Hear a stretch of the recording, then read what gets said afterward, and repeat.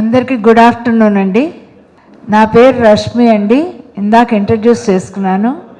నేను డాక్టర్ సమరం గారి భార్యని, గోరా గారి మనవరాలని, కోడల్ని, చెన్నుపాటి విద్య గారి అమ్మాయిని. ఉదయం నుంచి కూడా చాలా బాగా మనకి అందరూ ఎన్నో విషయాల గురించి మనకి చెప్పడం జరిగింది. ఇప్పుడు మనం ఉమెన్ అండ్ యూత్ ఎథిస్ట్ మూమెంట్లో ముఖ్యంగా మేము గోరా గారి మనవలుగా, కోడళ్ళుగా, అలాగే ఒక సమాజంలో ఒక సేవ చేసే కుటుంబంగా మా రోల్ ఎలా ఉంది, మేము ఎలా ఉంటాము అనేది మీ ముందు ఉంచుదాం అనుకుంటున్నాను. మీ అందరి కోసం ప్రజెంటేషను. కానీ నేను జనరల్గా మా లైఫ్ ఎక్స్పీరియన్సెస్ని కొన్ని షేర్ చేయాలనుకుంటున్నాను. ఇందా నుంచి చాలా క్వశ్చన్స్ వచ్చినాయి. ఇందాక ఈ పుస్తకం ప్రశ్నించడమే నేరమా అని ఈయన భాస్కర్ గారు రిలీజ్ చేశారు. ఇది పుస్తకాన్ని రాశారు. మేము మా జీవితంలో ఫస్ట్ నుంచి కూడా ప్రశ్నించడమేనండి. మాకు మా గోరా గారు, మా గ్రాండ్ ఫాదర్ మాకు నేర్పింది అదే. చిన్నప్పటి నుంచి మీకు ఏది అనుమానం ఉన్నా మాకు చెప్పండి, అడగండి అని చెప్పేవారు. మీ అందరికీ తెలియడానికి పాజిటివ్ ఎథిజం అని పుస్తకం రాశారు గోరా గారు.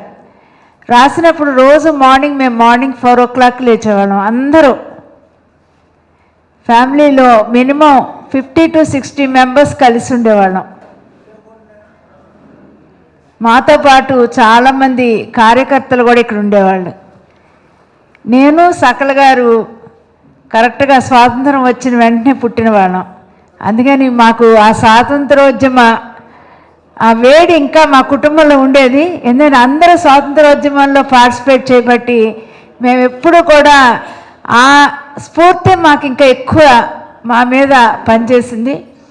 ప్రతి విషయంలోనూ మేము పెద్దవాళ్ళు ఎలా చేస్తున్నారు, మేము ఇంకా ఎలా ముందుకు వెళ్ళొచ్చు అనే దాంట్లో ఉంచే వెళ్ళాము. ఇక్కడ మనం ఒక ప్రజెంటేషన్ లాగా చేసాము. కానీ నేను ఒక ఎథిస్ట్గా ఇందా నుంచి కొంతమంది క్వశ్చన్స్ వేశారు. మీ కుటుంబంలో మీ భార్య ఎథిస్టా, మీ పిల్లలు ఎథిస్టా, మీ మనవలు ఎథిస్టా, వాళ్ళు చెప్పుకుంటారా అని. నేను 3rd జనరేషను గోరా గారి కుటుంబంలో. మా మనవలు కూడా ఉన్నారు 5th జనరేషను. అందరూ ఎథిస్ట్ అనే చెప్తారు. ఎథిస్ట్ కూడా చెప్పడం కాదు, ఆచరణాత్మక జీవిత విధానం మాది. ఎందుకంటే ఎథిజం అంటే ఓన్లీ నో గాడ్ కాదు మాది. మాదంతా కూడా పాజిటివ్ లివింగ్, ఆచరణాత్మక జీవిత విధానం. అది మనకి ఎప్పుడు కూడా ఒక వర్డ్తో మనం చాలాసార్లు మనం ఏం చేస్తామంటే ఒక మాట్లాడే విధానానికి ఆచరించేదానికి చాలా తేడా ఉంటుంది. అందుకని మన కుటుంబాన్ని మనం ఇన్స్పైర్ చేయాలి అంటే నేను నాది అని మేము ఎవరం ఎప్పుడు అనుకోలేదు. మనము మనది అనే భావంతోనే ఎప్పుడు ఉంటాము. ఎప్పుడైతే అలా ఉంటామో మనం ఎప్పుడు కూడా మన కుటుంబంలోనే కాదు మన సమాజంలో కూడా అందరితో కలిసి పనిచేయగలుగుతాం. ఇక్కడ మీకు ఒక ప్రజెంటేషన్ లాగా బేసిక్గా ఇన్ఫర్మేషన్ షేరింగ్ కోసం చేసాము. కానీ ఇక్కడ 1/2 hour టైం ఉంది కాబట్టి ఈ 1/2 hourలో నేను కొన్ని ఎక్స్పీరియన్సెస్ మా కుటుంబంలో మేము ఇలా ఎందుకు స్ట్రాంగ్గా ఉన్నాము. ఎందుకంటే చాలామందికి ప్రశ్న అదే, మీరు ఎట్లా స్ట్రాంగ్గా ఎలా ఉన్నారు అని. ఎందుకు ఉన్నామంటే మేము ప్రతిదీ కూడా ఎందుకు ఇలాగా అని ప్రశ్నించేవాళ్ళం, తెలుసుకునేవాళ్ళం, దాన్ని మేము ఆచరణలో పెట్టేవాళ్ళం. అదే మమ్మల్ని జీవితంలో ఈ రోజున 5 జనరేషన్స్ని కూడా ఈ రోజున ఇట్లా గోరా కుటుంబం ఉంది అంటే దానిలో మనకి మాట్లాడడానికి కానీ డిస్కస్ చేయడానికి కానీ అన్నిటికి కూడా మాకు ఒక స్వేచ్ఛ. ఈ రోజుల్లో స్వేచ్ఛ అంటే ఒక ఫ్రీడమ్ అంటే విచ్చలవిడి ఫ్రీడమ్ కాదు మాది. మాదంతా కూడా ఏదన్నా కానీ ఇందాక చెప్పాను కదా ఉయ్ అని అనుకుంటాం మేము. మనమనే మాట్లాడతాం మేము ఎప్పుడు నేను అని మాట్లాడడం. మా చెల్లెలు ఒక పుస్తకం రాసింది, తను PhD అయిపోయింది. తను how India's atheist movement shaped my life అని ఒక బుక్ తను పబ్లిష్ చేసిందనమాట, రాసింది. దీనిలో కొన్ని గోరా గారు తనతో అన్న మాటలు కొన్ని ఇందులో రాసింది. అది డైరెక్ట్గా గోరా గారు ఏం చెప్పారు అనే దాని గురించి మీకు 2-3 చదివి వినిపించాలనుకుంటున్నాను. మా మదర్ చెన్నుపాటి విద్య గారు మేమందరం ప్రైవేట్గా చదువుకున్నామండి. ఇక్కడ వాసవ్య విద్యాలయం అని పెట్టి మైత్రి గారు, హేమలత లవణం గారు, సుమతి గారు వీళ్ళందరూ కలిసి ఒక స్కూల్ రన్ చేశారు ఇక్కడే. ఆ స్కూల్లో మేమందరం ప్రైవేట్గానే ఇక్కడ ఈ క్యాంపస్లోనే జరిగింది. దాన్ని దుర్గాబాయి దేశ్ముఖ్ గారు వచ్చి ఇక్కడ సైన్స్ ఎగ్జిబిషన్స్ అప్పటి నుంచి జరుగుతున్నాయి. అప్పుడు గోరా గారు మా చెల్లిని ఒకటి అడిగారు, అది బుక్లో రాసిందనమాట. మీ అందరూ కూడా లవ్ గురించి రాయండి అన్నారు ఆయన. LOVE లవ్ అంటే తను మామూలుగా రాస్తూ ఓ పేరాలో లవ్ ఈజ్ బ్లైండ్ అని రాసింది. వెంటనే పిలిచారు, వై లవ్ ఈజ్ బ్లైండ్, నువ్వెందుకనుకుంటే జనరల్గా అందరూ మాట్లాడతారు కదా లవ్ ఈజ్ బ్లైండ్ అని, అందుకని రాశాను. నీ ఒపీనియన్ రాయాలి, ఇందులో తను ఈ పుస్తకంలో రాసిందనమాట. మా గ్రాండ్ ఫాదరు నాది కరెక్షన్ చేస్తా ఫస్ట్ పిలిచారు, నన్ను పిలిచి లవ్ ఈజ్ బ్లైండ్ అంటే నీ ఉద్దేశమా, లవ్ ఈజ్ బ్లైండ్ నువ్వు ఎట్లా రాసావంటే అందరూ అనుకుంటారు కాబట్టి నేను రాశాను అంది. అందరూ అనుకుంటారు, నువ్వు అనుకోవద్దు, నీ ఉద్దేశం ఏంటో నువ్వు చెప్పు అంతే. అట్లా మాకు మేము ప్రశ్నించకపోయినా కూడా మమ్మల్ని మేము రాసిన దానికి అట్లా అడిగి మాతో కొన్ని చెప్పించి బయటకు వచ్చినవి చాలా ఉన్నాయి. ఇక్కడికి వచ్చిన మీ అందరికీ గోరా గారి కుటుంబంలో పిల్లలందరి పేర్లు తెలుసా? ఇందాక డాక్టర్ గారు మనోరమ గారు ఫస్ట్ చైల్డ్ మనోరమ గారు శ్రీలంకలో పుట్టారు కాబట్టి అక్కడ ఫ్రెండ్స్ అందరూ మనోరమ అని పెట్టారన్నారు. నెక్స్ట్ లవణం గారు, అన్ని గాంధీ గారు మన ఫ్రీడమ్ మూమెంటు వాటికి సంబంధించినట్టే ఉంటాయండి మా ఇంట్లో పేర్లన్నీ. చాలామంది అడుగుతూ ఉంటారు. గోరా గారు వాళ్ళ ఫస్ట్ బై లవణంకి ఎప్పుడు ఎందుకు పెట్టారు ఎవరికైనా తెలుసా? 1930లో సాల్ట్ సత్యాగ్రహ అప్పుడు పుట్టారు కాబట్టి సాల్ట్ అంటే లవణం, అందరు లవణం అని పెట్టారు. అట్లాగే మైత్రి గారు, నెక్స్ట్ మైత్రి గారు పుట్టినప్పుడు గాంధీ ఇర్విన్ ఫ్యాక్టరీ ఇంట్లో పుట్టినప్పుడు ఫ్రెండ్షిప్, మైత్రి అంటే ఫ్రెండ్షిప్, అందుకని మైత్రి అని పెట్టారు. తర్వాత అమ్మాయి విద్య, నాలెడ్జ్, ఎడ్యుకేషన్.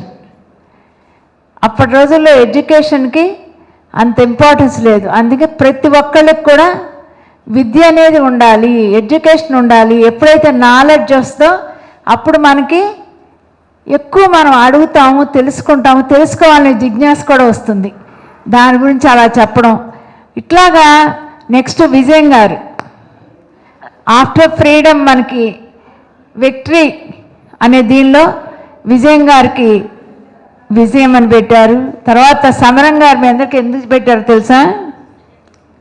ఎంతమందికి తెలుసు సమరం గారి పేరు ఎందుకు పెట్టారు?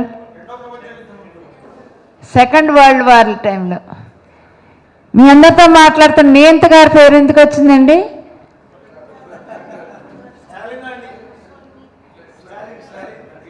Dictators time.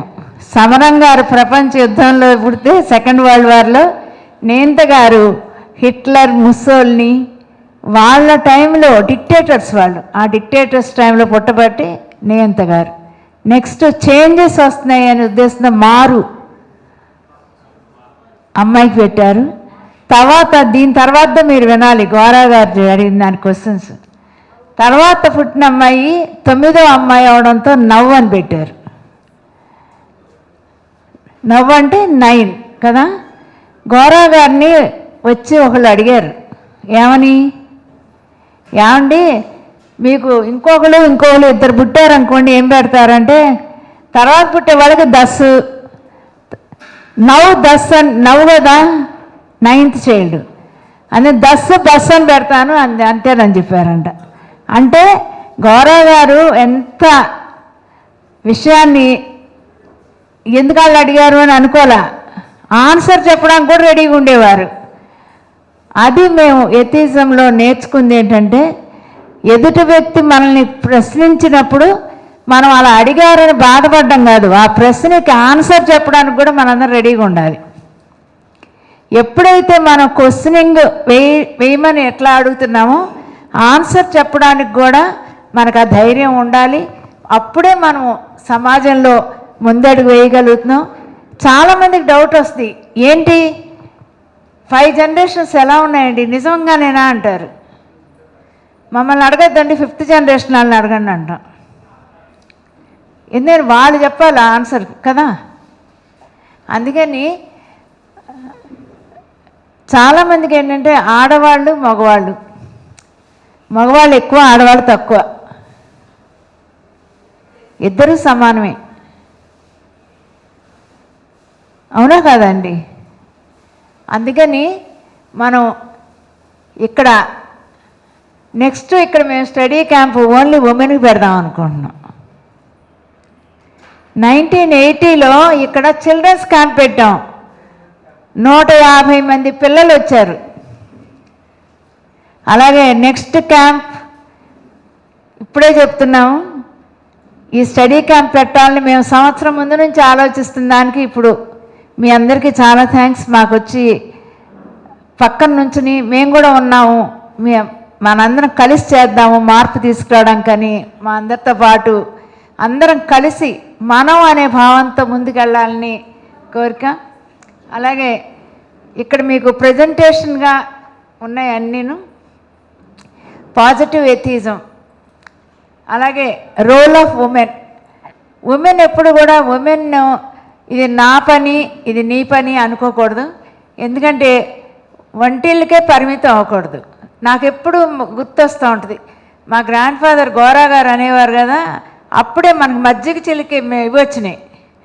నీంత గారు అన్నారు కదా, రోజు మేమందరం మజ్జిగ చిలికేవాళ్ళం కవ్వం ఇది పెట్టి.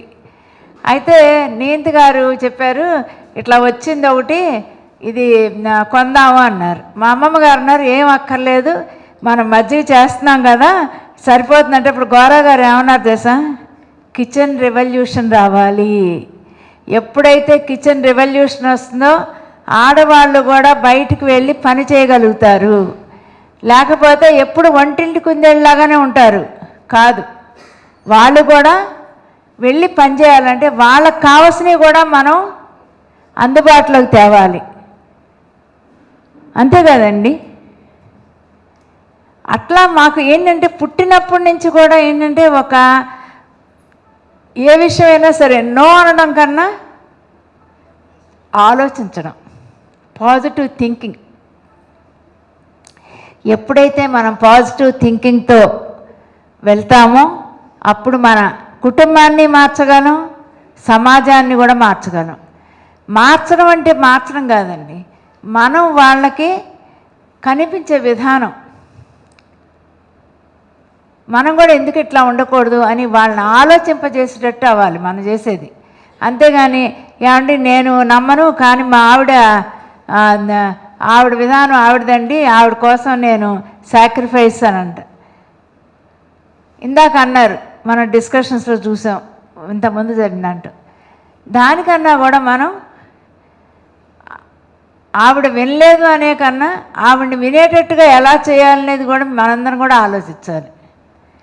అదే పాజిటివ్ థింకింగ్. అందుకే ఐ అనే కన్నా ఉయ్, మనము మేము అని భాష మారిస్తే తప్పనిసరిగా మార్పు అనేది వస్తుంది.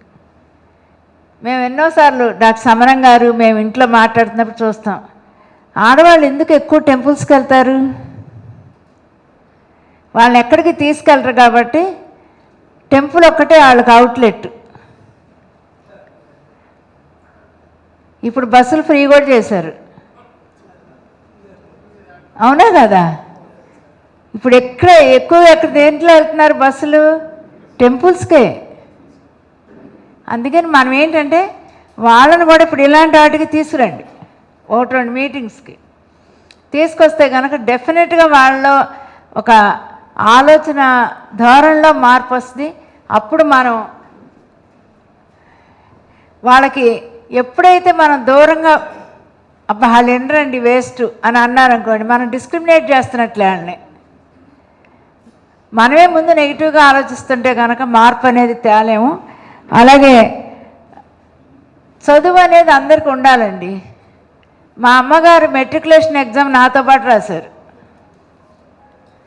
గౌరవ గారు రోజు ఇంటికి సాయంత్రం పూట వచ్చి అమ్మ చదువు చెప్పేవారు. పిఎస్సి పాస్ అయింది, తర్వాత డిగ్రీ కూడా బిఏ. రోజు 5 వచ్చేసేవారు ఇంటికి, వచ్చి అమ్మకి చదువు చెప్పేవారు గౌరవ గారు.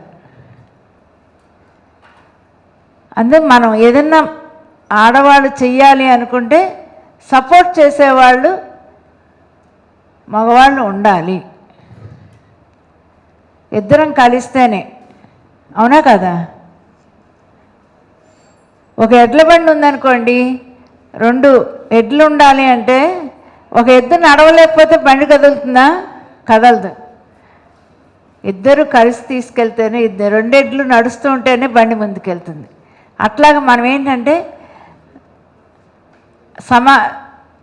కుటుంబం అనేది భార్యాభర్తలు ఇద్దరి మీద ఉంటుంది. అందుకని మనం ఆ దృష్టితో ఆ కోణంతో ఆలోచించాలి. మేమందరం అలాగే, మా పేరెంట్స్ అలాగే చూసాము, మేమందరం అట్లాగే ఉన్నాం, మా పిల్లలు కూడా అలాగే ఉన్నారు. నార్మల్గా మనం ఏంటంటే సమాజంలో చూస్తుంది డౌరీ, కట్నాలు.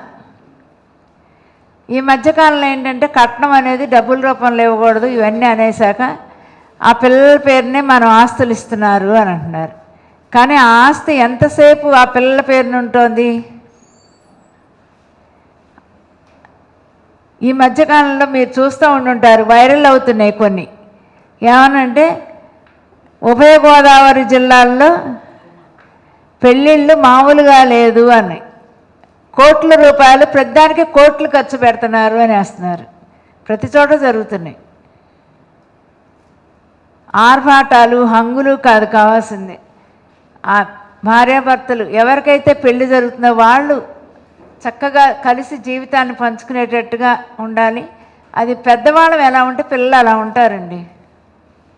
నేను చూసినంత మటుకు మనల్ని చూసి ఆచరించడం అనేది పిల్లల తరంలో చాలా ఉంది. అది మన మీదే ఆధారపడి ఉంది కూడా. అలాగే ఉమెన్కి ఎడ్యుకేషన్ అనేది, ఇందాక అందుకే మా మదర్ గురించి చెప్పింది నేను, ఎడ్యుకేషన్ అనేది మస్ట్. మా పెద్దమ్మ గారు మైత్రి గారు కూడా మేమందరం పుట్టాక వారణాసిలో కదా, బెనారస్ యూనివర్సిటీలో అక్కడ చదివారు, ఎంఏ సైకాలజీ చదివారు. మా మదర్ బిఏ చదివిన తర్వాత తన చిన్న వయసు నుంచే కూడా తనకి లీడర్షిప్ క్వాలిటీస్ ఉండడం వలన మా నాన్నగారు ఎంకరేజ్ చేశారు, అక్కడ ఎప్రిషియేట్ చేస్తుంది మా నాన్నగారిని. ఎందుకు చెప్తున్నానంటే ఆడవాళ్ళు ఏదైనా చేయాలంటే మగవాళ్ళ సపోర్టు అంత ఎక్కువ ఉండాల్సిందే. ఉంటేనే సమాజంలో మార్పు కోరుకునే వాళ్ళకి ఇంట్లో కూడా సపోర్ట్ అనేది పెరుగుతుంది. అలా మా నాన్నగారు ప్రతి చిన్నదానికి, మా నాన్నమ్మ అండి 99 ఏళ్ళు బతికింది, అమ్మ ఎంపీ అయ్యాక కూడా. తన అమ్మ ఎంపీగా ఎలక్ట్ అవ్వగానే 1,23,000 ఓట్లు మెజార్టీతో నెగ్గితే మా నాన్నమ్మ అందరినీ పిలిచేరా, మొన్న మా కోడలను చూసి కులం లేదు, మతం లేదు, బొట్టు పెట్టుకోదు, అది ఇది అన్నారు కదా, ఇప్పుడు ఏమంటారా, దేశంలో ఇందిరాగాంధీయే పిలిచి సీట్ ఇచ్చింది అంది. అంటే ఎప్పుడైనా సరే ఫ్యామిలీలో అందరి సపోర్ట్ ఉండాలండి. ఒక మహిళ పైకి రావాలి అంటే సమాజంలో, ఓన్లీ సమాజమే కాదు, కుటుంబం యొక్క సపోర్ట్ ఎప్పుడైతే ఉంటుందో అప్పుడు డెఫినెట్గా కుటుంబం మొత్తం కూడా మారడానికి కూడా మంచి ఫౌండేషన్ వేసిన వాళ్ళం అవుతాం. సరస్వతి గౌరవ గారిని మేము ఎప్పుడు అమ్మమ్మ కన్నా కూడా ఒక పెద్ద సోషల్ రిఫార్మర్ ఎన్నో మార్పులు. ముఖ్యంగా చెప్పాలంటే తనకి 10 ఏళ్ల వయసు కన్నా చిన్న వయసులోనే మ్యారేజ్ అయింది. అమ్మ ఎప్పుడు చెప్పేవారు, 7 రోజులు పెళ్ళే మాది అనేవారు. విజయనగరం మహారాజా గారి దగ్గర మా అమ్మమ్మ గారు నాన్నగారు మేనేజరు. ఆ మహారాజు గారు రాణిగారు వాళ్ళ దగ్గరే అమ్మమ్మని అంత చిన్న వయసులో వాళ్ళన్నీ చేసింది వాళ్ళే. అంటే అప్పటి రోజుల్లో పెళ్ళిళ్ళు చిన్న చిన్న వయసుల్లోనే కదా అయిపోయింది పిల్లలకి. ఇప్పుడు బాల్య వివాహాలు ఇప్పటికి కూడా చాలా ఎక్కువనే. ఎన్ని చట్టాలు వచ్చినా ఎంతమంది దాని గురించి పాటుపడినా కూడా బాల్య వివాహాలను ఆపలేకపోతున్నారు. మనందరం చూస్తాం అన్టచబిలిటీ. ఇప్పుడు లేవు, కానీ గోరా గారు ఉండగా సహపంక్తి భోజనాలని ఉండేవి. ఎవ్రీ మంత్ పెద్ద పెద్ద ఆఫీసర్స్ అండి, వాళ్ళందరూ కూడా ఒక 30 to 40 ఉండేవారు. ఒక ఆయన కుల నిర్మూలన సంఘం అని పెట్టారు. నాగేశ్వరరావు, చంద్రరావు, వాళ్ళందరూ ఏంటంటే ఒక యూనిట్ అండి. ఎవరైనా సరే మతాంతర వివాహాలు చేసుకోవాలి, కులాంతర వివాహాలు చేసుకోవాలంటే వాళ్ళందరినీ కూడా పిలిచి ఇక్కడే మ్యారేజెస్ అన్నీ కూడా చేసేవాళ్ళం. గౌరా గారు కానీ, లవణం గారు, హేమలత గారు, విద్య గారు, విజయం గారు ఎన్నో మ్యారేజెస్ వాళ్ళ ఊళ్ళో వెళ్ళి కూడా చేసి వచ్చారు. ఎందుకంటే వాళ్ళకి మనం మారల్ సపోర్ట్గా నుంచోవాలి. మనలాంటి వాళ్ళు నుంచున్నారు అంటే ఒక ధైర్యం. ఇవన్నీ చేస్తేనే మనం సమాజంలో నిలదొక్కోగలుగుతాం. సమాజం ఎంతసేపు ఏంటంటే నెగిటివ్ని ఒకటి పట్టుకుని మనల్ని అడుగుతూ ఉంటారు. కానీ మన నెగిటివ్లోంచి పాజిటివ్ని కూడా తీసుకురావడానికి మనందరం కృషి చేయాలి. అప్పుడు మనం సమాజంలో మనం ముందుకు ఇంకా వెళ్ళగలుగుతాము. మాకు సరస్వతి గారు ఎప్పుడు ఓ మాట చెప్తూ ఉండేవాళ్ళండి. రంగూన్లో మా గోరా గారికి తెలిసిన వాళ్ళు బోళ్ళంత కోటేశ్వరులాగా అనమాట ఆస్తులు రంగూన్లో. ఇప్పుడు బర్మా అంటున్నారు, అప్పుడు రంగూన్ అది. మొత్తం అక్కడ కొన్ని ప్రాబ్లమ్స్ వలన ఇండియన్స్ అందరినీ కూడా పంపించారు. ఆస్తులన్నీ అట్లా వదిలేశారు. వాళ్ళు వచ్చినప్పుడు 1 వీక్ ఇక్కడే ఉన్నారు నాస్తిక్ కేంద్రంలో. అలాగే ఎంతోమందికి ఒక సపోర్ట్ చేసిన కేంద్రం ఇది నాస్తిక్ కేంద్రం. ఏదన్నా ఒక పని చేయాలంటే దానికి సపోర్ట్ అనేది చాలా ముఖ్యమండి. కొంత మాట సపోర్ట్ అవ్వచ్చు, లేకపోతే ఎలా అయినా కానీ. ఒక ఉమెన్గా మా అమ్మమ్మ గారు కానీ, మా పెద్దమ్మలు, మా అత్తయ్యలు అందరూ కూడా మేమందరం ఒకటే. అలా ఉన్నాం కాబట్టి మేము ఇంత కలిసి ఉండగలుగుతున్నాం. చాలామందికి ప్రశ్న ఉంటుందన్నమాట, అలా ఎలా ఉంటారండి అని. అలా ఎందుకు ఉండకూడదు అని చెప్పి అంటూ ఉంటాము. ఈ రోజుల్లో మనం ఏం చేస్తున్నాం అంటే యూత్ని పక్కన పెట్టేస్తున్నాము. యూత్ని తప్పనిసరిగా యూత్ అండ్ సోషల్ చేంజ్ అని యూత్ని ఇన్వాల్వ్ చేస్తే వాళ్ళు మన మార్పుని ముందుకు తీసుకెళ్ళాలి. మనతోనే అంతమైపోకూడదు. మన నెక్స్ట్ జనరేషన్కి వెళ్ళాలి అంటే మాత్రం మన పిల్లలనే కాదు, మన ఎవరైతే యూత్ ఉన్నారో స్టూడెంట్స్లో కానీ అట్లాగా వాళ్ళు ఆలోచన ధోరణిలో ఇప్పుడు ఉన్న యూత్కి అయితే డాక్టర్ సమరం గారు ఎన్టీఆర్ డిస్ట్రిక్ట్ రెడ్ క్రాస్ చైర్మన్గా ఉన్నారు. ఇక్కడికి వస్తూ ఉంటారు కాలేజ్ యూత్ అందరూ. ప్రతి కాలేజీ నుంచి 200-300 మంది వాలంటీర్స్. డాక్టర్ గారు ఏం చెప్తే దూకడానికి రెడీ వాళ్ళు. ఇక్కడ ఇది వరదలు వచ్చినాయి వెళ్ళాలి, ఓకే సార్ మేము ఎప్పుడు వెళ్ళాలని అందరూ వచ్చేస్తారు. అట్లా ఏంటంటే ప్రతి కాలేజీ నుంచి 200-300 మందిని మన నాస్తిక్ కేంద్రం మన యొక్క ఇది. రెండోది డాక్టర్ ఎన్టీఆర్ డిస్ట్రిక్ట్ రెడ్ క్రాస్కి ఉండడం, యూత్ని అందరినీ మోటివేట్ చేస్తున్నాం. అలాగా మీరందరూ కూడా నా రిక్వెస్ట్ ఏంటంటే ఎక్కడెక్కడ కాలేజెస్ ఉన్నాయో అది ఒక ఆర్గనైజ్డ్ సెక్టార్ కాబట్టి మనకి స్ట్రెంగ్త్ ఉంటుంది. అక్కడ కాలేజెస్లో యూత్ని ఇన్స్పైర్ చేయండి. ఏదైనా ఏ టాపిక్ వాళ్ళకి ఇష్టమైందో దాంతో స్టార్ట్ చేస్తే డెఫినెట్గా అది ముందుకు వెళ్ళగలుగుతాం. తర్వాత ఈ మూఢనమ్మకాలు అనేది చూస్తే కనుక యూత్లో తక్కువేనండి. ఎందుకు నేను అబ్జర్వ్ చేస్తున్నా, అమ్మ కోసం వెళ్తున్నా లేకపోతే అమ్మమ్మ కోసం వెళ్తున్నాం టెంపుల్కి అంటారు, కానీ వాళ్ళకి వెళ్ళాలని అంత ఇంట్రెస్ట్ ఏమి ఉంటుంది యూత్లో. అలాంటి యూత్ని మనం పట్టుకుని వాళ్ళకి మంచి ఐడియాస్ ఇచ్చి ఇంకా ముందుకు తీసుకెళ్ళే ఆలోచన ఉండాలి. ఎందుకంటే యూత్ని మంచి మార్గంలో పెట్టాలి అంటే ఊరిని చెప్పేసి డిక్టేట్ చేస్తే అవ్వదండి. వీ షుడ్ బి నేను ఎప్పుడైతే ఏమనుకుంటా అంటే పర్సనల్గా లీడర్ అనేవాళ్ళు ఎవరంటే పేరు చేసినప్పుడే లీడరు. అంతేగాని లీడర్ అనేవాళ్ళు నేను లీడర్ని నేను చచ్చిపోయారు నేను లీడర్ని అని అంటుంటారు. పాలిటిక్స్ అంతా అంతే. కానీ మనం అలా కాదు, మనమందరం లీడర్స్ని. డెఫినెట్గా each one make 10 leaders, then only we are real leaders. అది మనందరం కూడా ఆలోచించి చేయాలి. యూత్ని కన్స్ట్రక్టివ్ వర్క్ వైపు వాళ్ళని ఎప్పుడైతే మనం తీసుకెళ్తామో అప్పుడు మనం యూత్కి ముందడుగు వేయడానికి ఇంకా వాళ్ళకు ఒక రోల్ మోడల్స్ మనమే అవ్వాలి. సైంటిఫిక్ టెంపర్ నేర్పాలి. ఇక్కడ మీలో ఎంతమంది చూసారు, ఇక్కడ గోరా టెక్నో హబ్ అని పెట్టాం.